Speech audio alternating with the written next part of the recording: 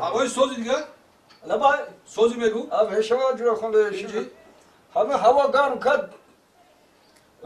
هوا کم تا گرم کردی خیلی که با ساختین به شما با اینا با چه خدی زمین را دیدی؟ او زمینو تام دیدم.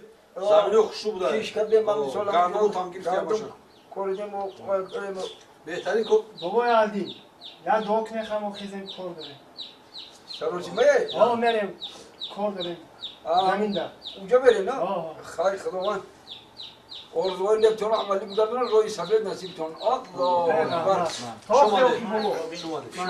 شما هم بیایید بچم بیایید هم در سرخان ده همه کسی که شیشته مال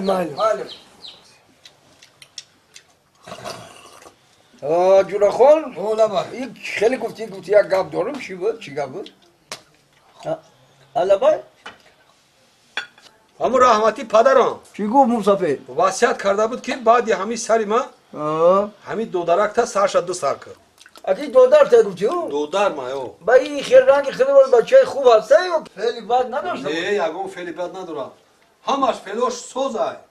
همین میدونی چه جوره خون؟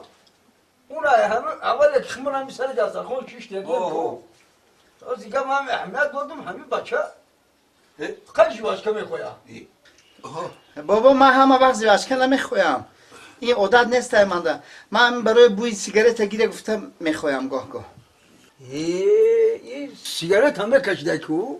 نه من سیگارت هم همه وقت نمیکشم چه؟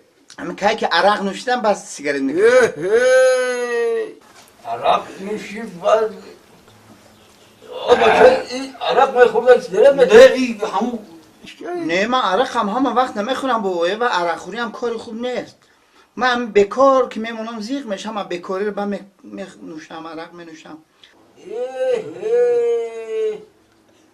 اوی آشنای ما بکار بودیم یک بکس بودیم بگشتیم به ادبی کردم نه چه بکس بکار همین دوزی هم تا که کنم مخدیل ما گرفته